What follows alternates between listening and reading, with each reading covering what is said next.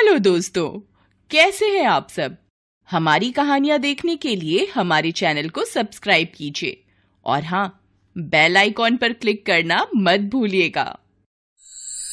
गौरी ननद की 3 भाभियां।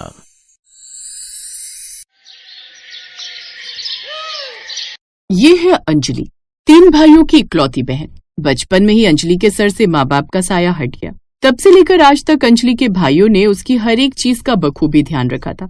उसकी खुशी के लिए उसके भाई कुछ भी करने के लिए तैयार रहते थे। अंजलि की भी उसके भाइयों में जान बचती थी। बीतते दिनों के साथ अब वो बड़ी हो रही थी। हमारी अंजलि भाइयों की लाडली तो थी ही, लेकिन चांद से भी ज्यादा सुंदर थी। लंबे बाल, दूध जैसा साफ रंग और नीली आंखें। उसकी सुंदरता के बारे में तो पूछो ही मत। अंजलि जल्दी करो, नाश्ता ठंडा हो रहा है। आज तुम्हारा एग्जाम है ना, तो वक्त से कॉलेज पहुंच जाना। देखो संजय भी आ गया, वो तुम्हें कॉलेज छोड़ देगा। अंजलि आज एग्जाम में कमाल कर देना। वैसे तो तुम होशियार हो ही, लेकिन अगर आज तुमने एग्जाम में सवालों के जवाब अच्छे से दिए ना, तो तुम्हारा बड़े मेडिकल कॉलेज में एडमिशन कंफर्म हो जाएगा। वो तो मैं करूंगी। आप लोगों ने मेरे लिए इतना कुछ किया है।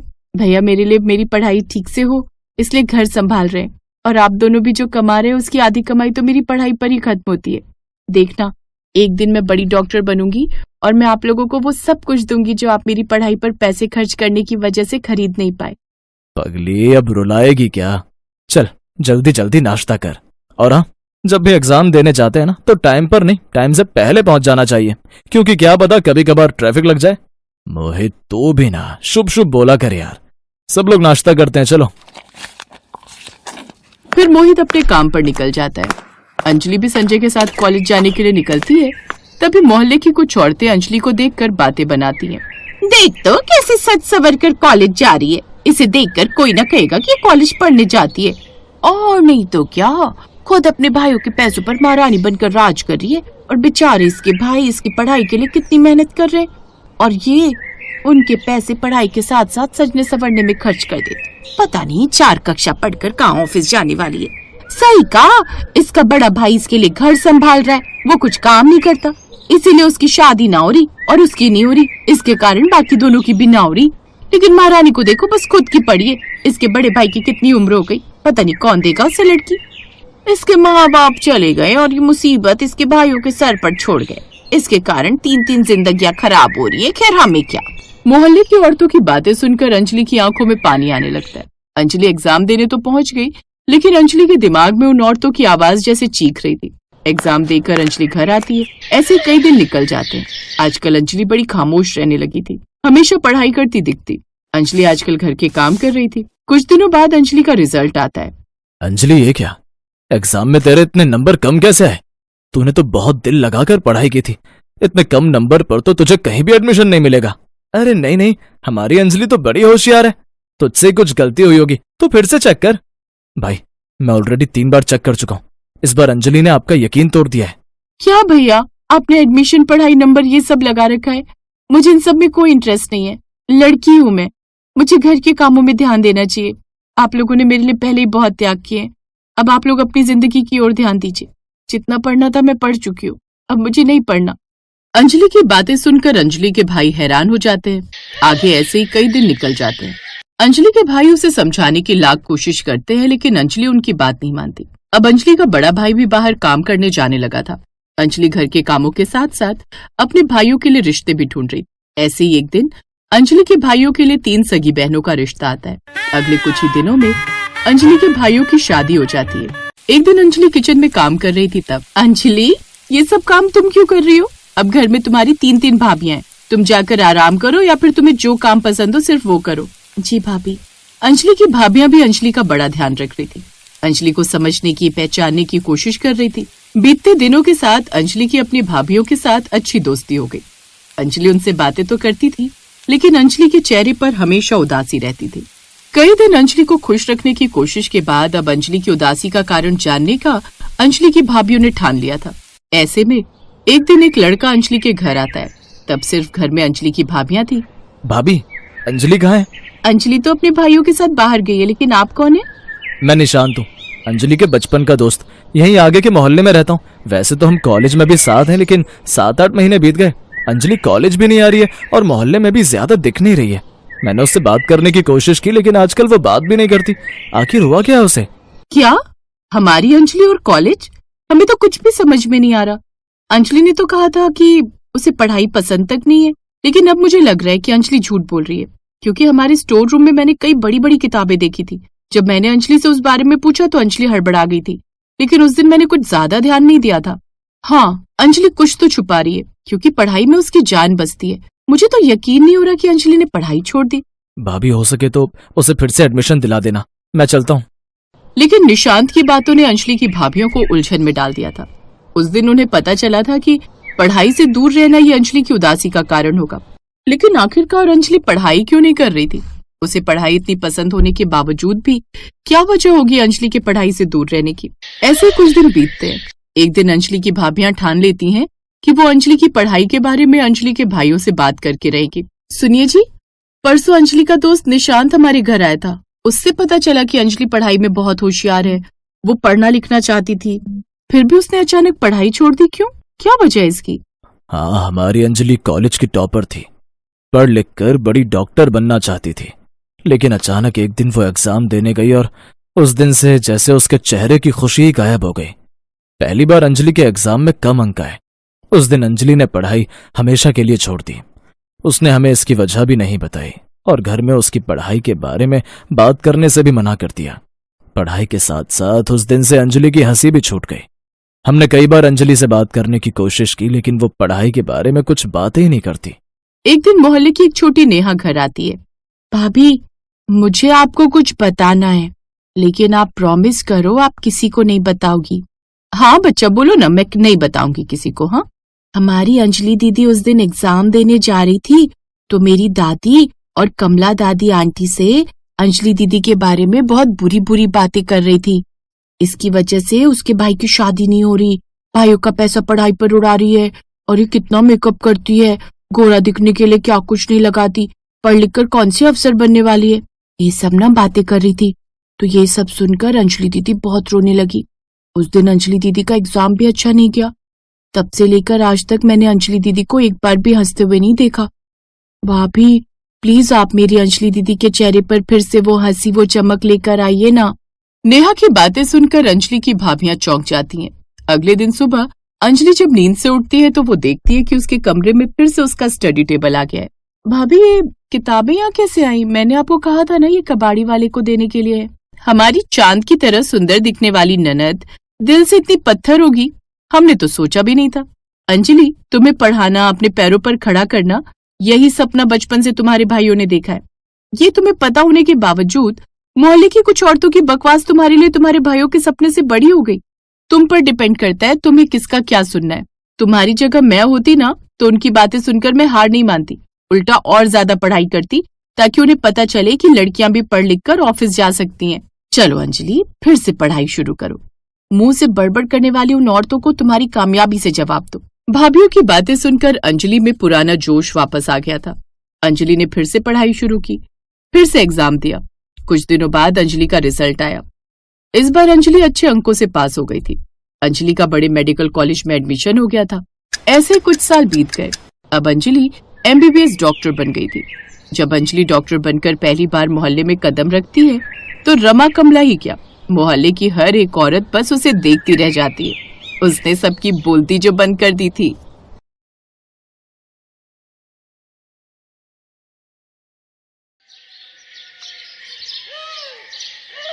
राखी और आकाश दोनों एक दूसरे से बहुत प्यार करते थे।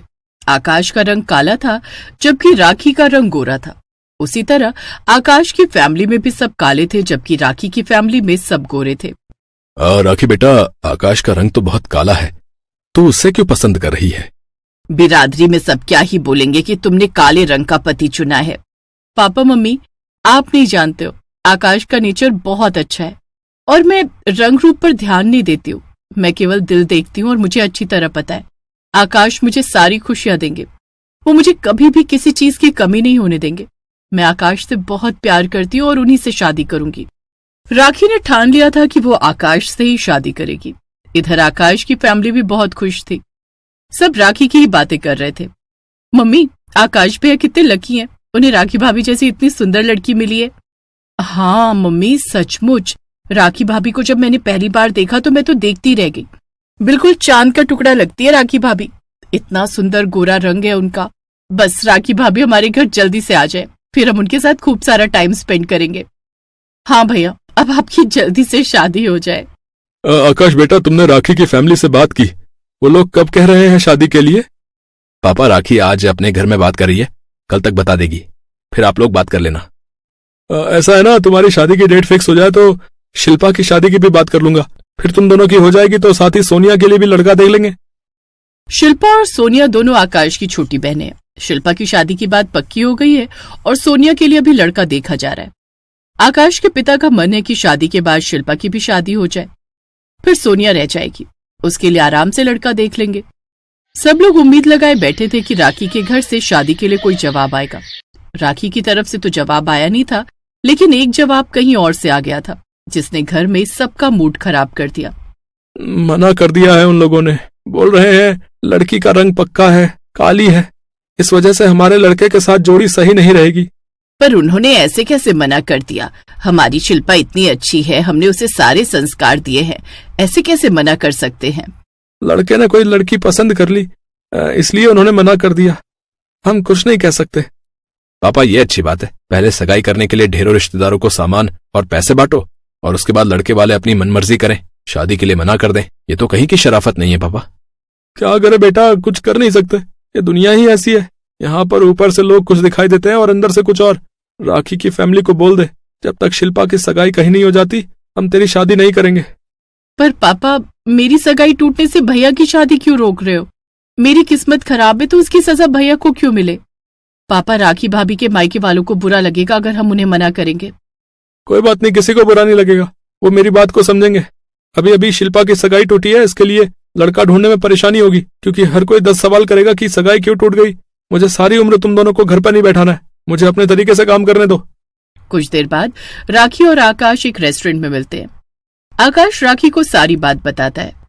अब तुम ही बताओ मैं क्या करूं? पापा अपनी जगह सही है, शिल्पा की सगाई टूटी है, इसलिए आगे उसकी शादी में दिक्कत आएगी। मैं और तुम तब तक शादी नहीं कर सकते जब तक शिल्पा के लिए कोई अच्छा लड़का नहीं मिल जाता। तुम मुझे समझोगी ना? अगर मैं आपको नहीं समझूंगी तो हमारे दोनों के रिश्ते का क्या ही फायदा आकाश? आप जैसा चाहते हो वैसा ही होगा। हम दोनों तभी शादी करेंगे जब शिल्पा के लिए एक अच्छे घर का रिश्ता मिलेगा। मैं प्रॉमिस करती हूँ, मैं वेट करूंगी। और आकाश, मैं खुद शिल्पा के लिए एक अच्छा रिश्ता ढूंढूंगी। मैं आज से ही कोशिश करती हूँ। आप मुझे शिल्पा का बायोडाटा और फोटोज भेज देना। थैंक यू राखी, तुम बहुत अच्छी हो। आकाश अपनी फैमिली में बताता है कि राखी खुद शिल्पा के लिए अच्छा रिश्ता ढूंढ रही है। राखी सचमुच अच्छी लड़की है, ये बात तो उसके संस्कारों में दिखती है। आप ठीक कह रहे हो, वरना इतनी देर तक कोई नहीं रुकता। सब मना कर देते हैं कि हम बेटी को सगाई के बाद इतने दिन तक घर पर नहीं बिठाएंगे, जल्दी शादी करेंगे। ऐसी शर्तें कौन मानता है जैसी हमने रखी है। हे प्रभु, बस अब मेरी बच्ची शिल्पा के लिए कोई अच्छा लड़का मिल जाए तो आपकी कृपा से सब कुछ अच्छा हो जाएगा। ऐसे एक दिन राखी फोन पर बात कर, तभी राखी के दोनों कजिन भाई विशाल और सुमित जो विदेश में रहते थे अचानक आ जाते हैं। दोनों भाइयों को देखकर राखी की खुशी का ठिकाना नहीं था।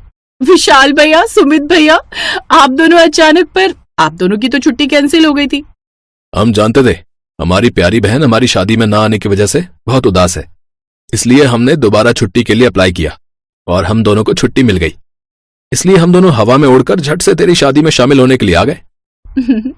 भैया, मैं बहुत खुश हूँ कि आप दोनों मेरी शादी के लिए आए। मेरे लिए आप दोनों मेरे सगे भाई जैसे हो।